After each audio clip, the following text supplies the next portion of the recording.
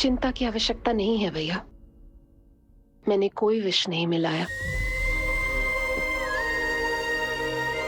नहीं खिला।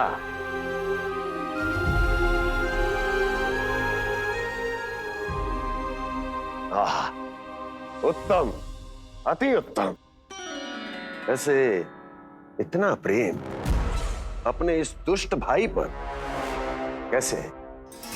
क्या हुआ देवकी? कहीं तू भयभीत तो नहीं हो गई कंस से? या इस असहाय चूहे की दशा देखकर तुझे ये आभास तो नहीं हो गया कि अब कंस से बचना असंभव है? उस विष्णु अवतार का भी और उसके भक्तों का भी। जो असंभव को संभव और संभव को असंभव बना दे, वही तो है नारायण की लीला भैया। अरे देवकी, तेरा नारायण केवल कुछ असुरों की हत्या कर सकता है। उस असुर का क्या बिगाड़ेगा जो विकार बनकर उसी के भक्तों को भीतर से जकड़ ले। जो भक्त श्री नारायण की भक्ति में जकड़े हुए हैं, उन्हें नारायण इतनी सरलता से किसी विकार में नहीं पड़ने देंगे और ना ही उन्हें निराश होने देंगे।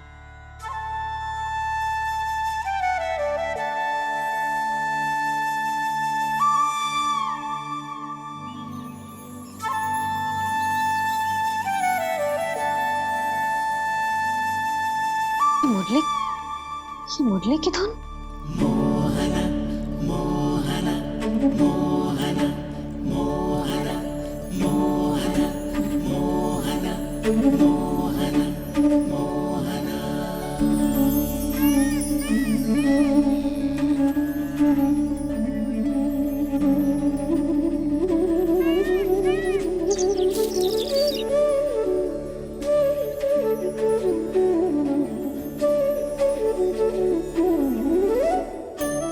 सुमति, सुना तुमने? हाँ, कितना मनमोहक है जी।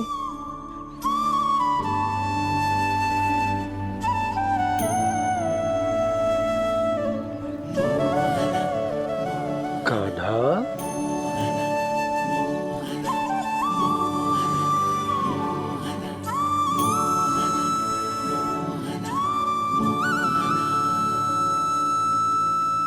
कैसी धुन है ये?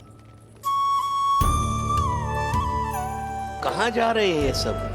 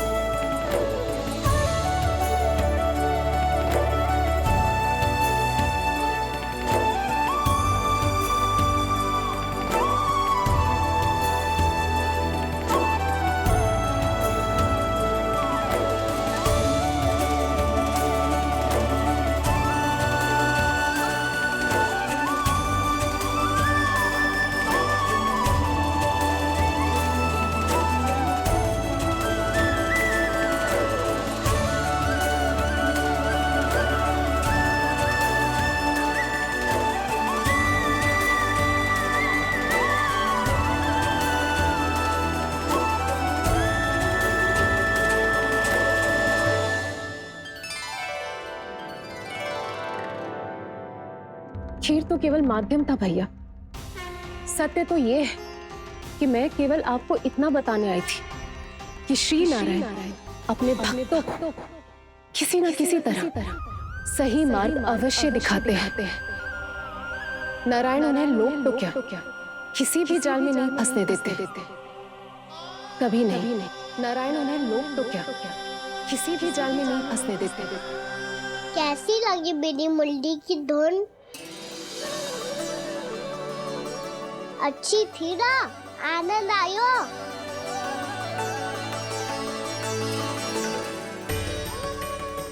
सच्ची में कान्हा, बहुत आनंद आया। मुरली बजाना कहाँ से सीखा तूने?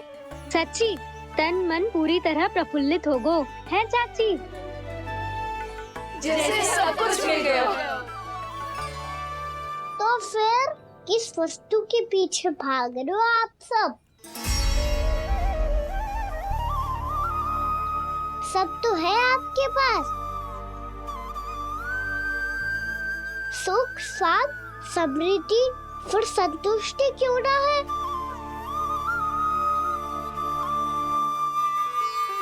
मेरा नन्हा सा कान्हा इतनी समझदारी की बात कर रहे हैं। अब जिस धन को पाने के लिए इतने आतुर वो आज मिलेगा तो सही, पर कल व्यय भी तो हो जाएगा। और यदि किसी ने बहुत प्रयत्न करके ढेर सारा धन एकत्रित भी कर लिया, तो जीवन के बाद वो उसे अपने साथ थोड़े ही ले जाएगा। इस धरती पर जन्म लेने वाले सभी प्राणियों की सारी संपदा, यहाँ तक कि उनका तन भी समय आने पर मिट्टी में मिल जाता है। आशीष पति आत्मा वो तो परमात्मा के चरणों में चली जाती है। मैया भी यही है, स्वयं पे नियंत्रण पाना पड़ेगा। ये सब मेरे बाबा समझाते हैं। मैं तो समझ गया, अब आप सब भी समझ जाओ ना तो क्या कान्हा? ना तो लोक का राक्षस जकड़ लेगो। सब झटक लूंगा।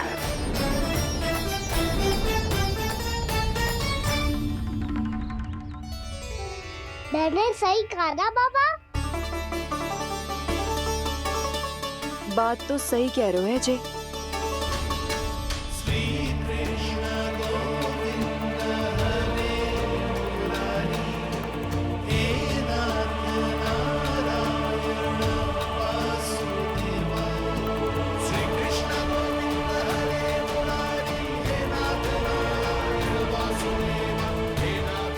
बस अब ये उस मार्ग पर चले जो प्रभु ने इन्हें दिखाया है, संतुष्टि का मार्ग।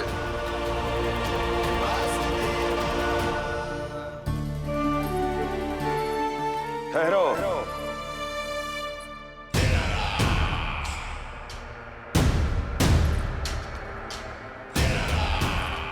तो तेरे कहने का अर्थ यह है कि तेरा नारायण अपने भक्तों को मार्ग दिखाएगा और वो गोकुलवासी मेरे षड्यंत्र से बच जाएंगे।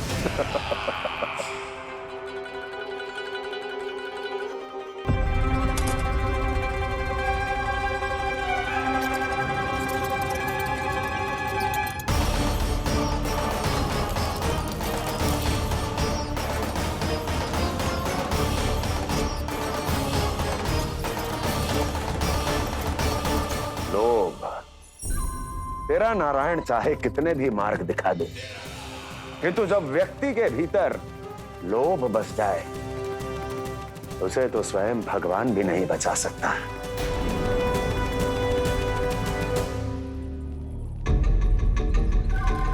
व्यापारी जी, सब वापस लौट कर आ रहे हैं।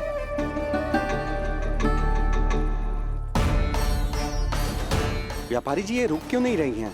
ये सीधी ही चली जा रही हैं। सब झटक लूंगा। मैंने कहा था ना, मैं अपनी चाल अंत में चलूंगा।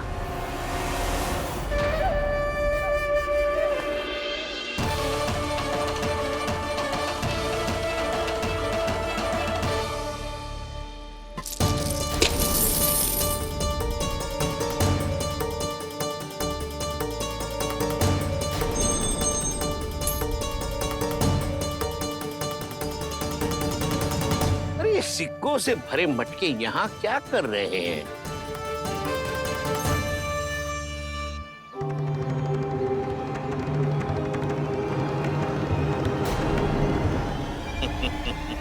लगता है लक्ष्मी जी स्वयं आपके पास आना चाहती हैं। सब तो है आपके पास, सुख, स्वाद, समृद्धि, फिर संतुष्टि क्यों ना है? ऐसे मटकों में छुपा कर क्यों रखा है इन सिक्कों को? अरे पोटली में बांधिए, गोकुल वासियों को देना है कि नहीं? जाओ जाओ जाओ, चलो चलो, ये लो।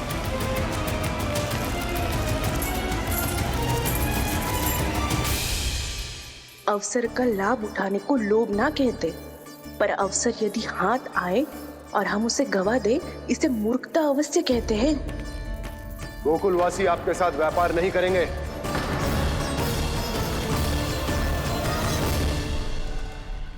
आप जा सकते हैं यहाँ से। गोकुलवासी मूर्ख थोड़ी ना है श्रीमान। कि लक्ष्मी घर पर आ रही है और वे द्वार कवाक्ष बंद करके घर में ही दुबक के बैठ जाए और लक्ष्मी से कह दे कि आप नहीं आइए। ये अच्छी तरह जानते हैं श्रीमान कि धन इनका जीवन बदल सकता है।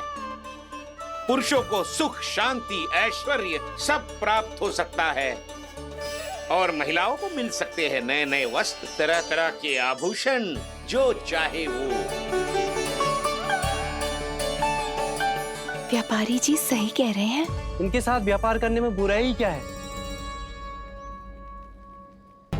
एक छोटी सी बात समझ में ना रही है आपके? अगर किसी को आपके साथ व्यापार करना होता तो अभी तक यहाँ आ चुके हो। तो श्रीमान, आप अपना समय व्यर्थ कर रहे हैं। अच्छा होगा कि आप शीघ्र यहाँ से चले जाएं। हाँ हाँ, मैं जा रहा हूँ श्रीमान, लेकिन ये सब लोग जानते हैं कि जीवन का सुख धन से होता है और मैं वही बांटने यहाँ आया हूँ। मुझे क्या पता था कि यहाँ के समृद्ध राज दरबार के लोग आम गोकुलवासी को समृद्ध होने देना ही नहीं चाहते। देखिए सेवकों, सारे सिक्के समेट लो, चलो। यहाँ किसी को लक्ष्मी जी का आशीर्वाद चाहिए ही नहीं। उठाओ।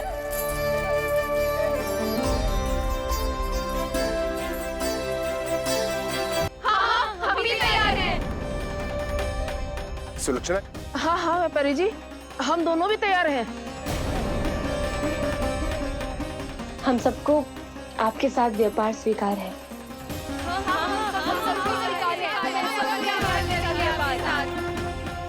देखिए, ऐसा मत कीजिए। आप इस दूध की बातों में मत आइए, इसका जाल है। जाल ना, जे अवसर है। लाओ व्यापारी जी अग्रिम धनराशि। इतनी आसानी से नहीं देवी जी। आप सब लोग अपना निर्णय बार बार बदल रहे हो। मेरी सिक्कों की पोटली लेने के बाद अगर आपने अपना निर्णय बदल लिया तो? ना ना, हमारा निर्णय अब अटल है व्यापारी जी, अब ना बदलेगो जे। मैं कैसे मान लूं? कहीं जी हमारे साथ व्यापार करने से मना ना कर दे। कछु भी करके इन्हें विश्वास दिलाना पड़ेगा। हमने एक बार कह दिया तो अब हम पीछे ना हटेंगे व्यापारी जी। आप जो बोलेंगे हम वो करने को तैयार है। तो फिर लीजिए अपने आराध्य श्री नारायण के नाम की शपथ। आज से जितना भी दूध, दही, घी, माखन आपके यहाँ उत्पन्न होगा वो आप सिर्फ मुझे और केवल मुझे ही देंगे। नहीं सुलक्षणा, मैं श्री नारायण को साक्षी मानकर जब प्रण लेती हूँ कि आज से जितना भी दूध, दही, माखन मैं बनाऊंगी वो केवल आपको ही दूंगी।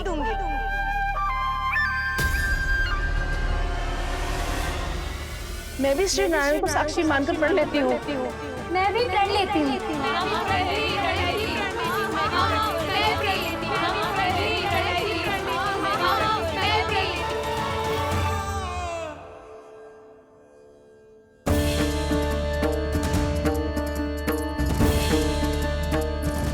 गाँव वालों को समझाने के चक्कर में बहुत बड़ी भूल कर दी मैंने। बाबा सहायता करो ना, लगता है मैया को संदेह हो गया है। मैं ना चाहता मेरा सत्य सामने आए। बाबा!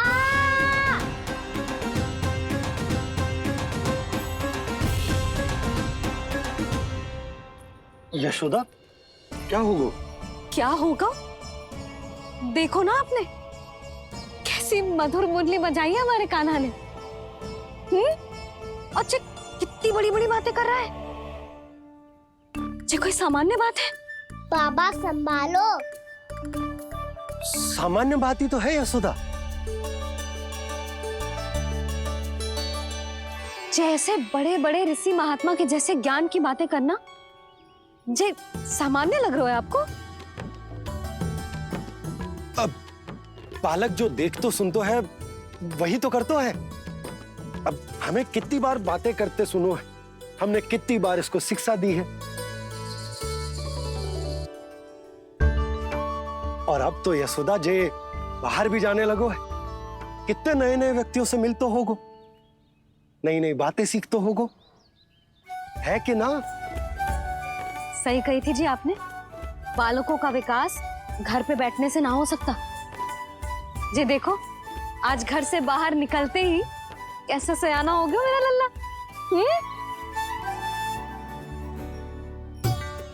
इन सब की तो मत ही मारी गई है, जो मेरे इतने समझदार लल्ला को माखन चोर बनाने पे तुली हुई है सबकी सब।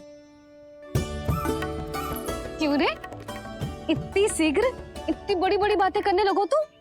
बड़ा भी तो हो रहा हूँ मैया। बहुत बड़ा हो गया है ना तू। अब चल घर चल के मुझे बता और क्या क्या सीखा है तूने। तू तो बचको कान्हा, पर इन गांव वालों का क्या होगा? मेरा कार्य मार्ग दिखाना था बाबा। अब वो कौन सा मार्ग चुनेंगे ये तो उन्हीं पर निर्भर है।